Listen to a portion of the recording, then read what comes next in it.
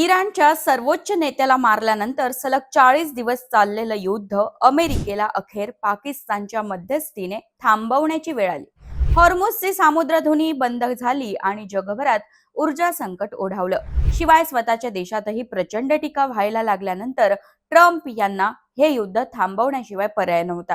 गेल्या काही दिवसांपासून हे युद्ध थांबवण्यासाठी पाकिस्तानचे पंतप्रधान शहबाज शरीफ आणि लष्कर प्रमुख आसिफ मुनीर यांची मध्यस्थी सुरू होती आणि त्याला यश आल्याचं स्वतः डोनाल्ड ट्रम्प यांनी जाहीर केलंय.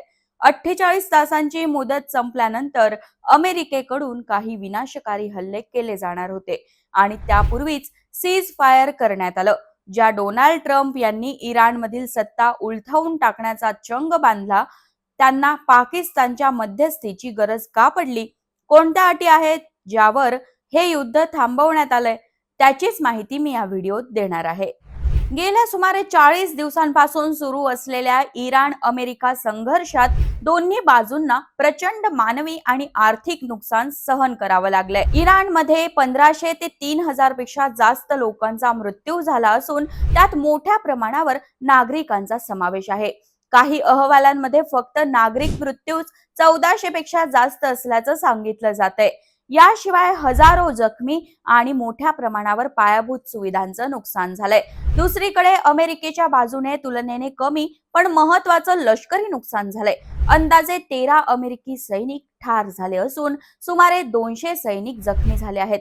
या संघर्षात इस्रायल आणि गल्फ देशांमध्येही काही मृत्यू आणि जखमींची नोंद झाली.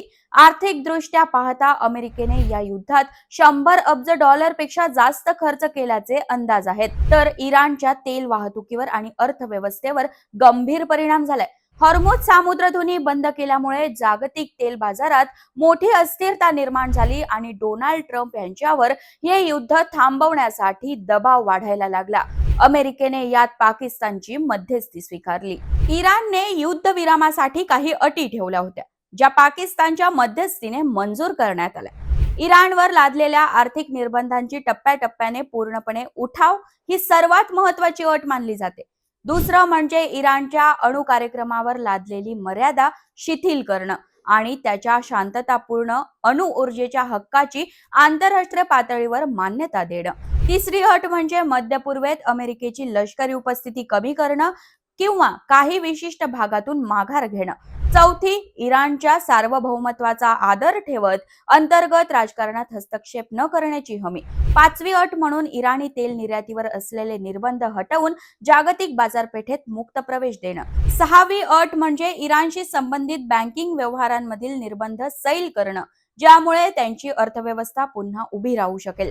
सातवी, प्रादेशिक सहयोगी गटांबाबत जसं की इराण समर्थित संघटना याविषयी अमेरिकेने आक्रमक भूमिका कमी करावी. आठवी अट म्हणून आधी झालेल्या करारांचं, विशेषतः अणु करारासारख्या करारांचं पालन करण्याची स्पष्ट हमी.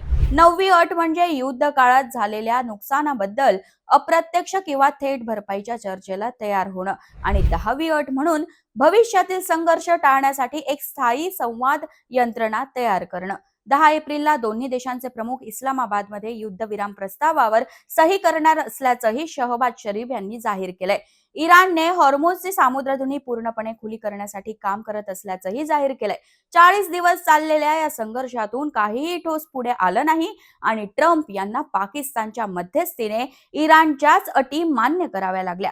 2 आठवड्यांसाठी असलेल्या या सीज फायरला इस्रायलनेही मान्यता दिली आहे. पण तुम्हाला काय वाटतं? डोनाल्ड ट्रम्प यांच्या अतिरेकी वागण्याचा हा पराभव म्हणता येईल का?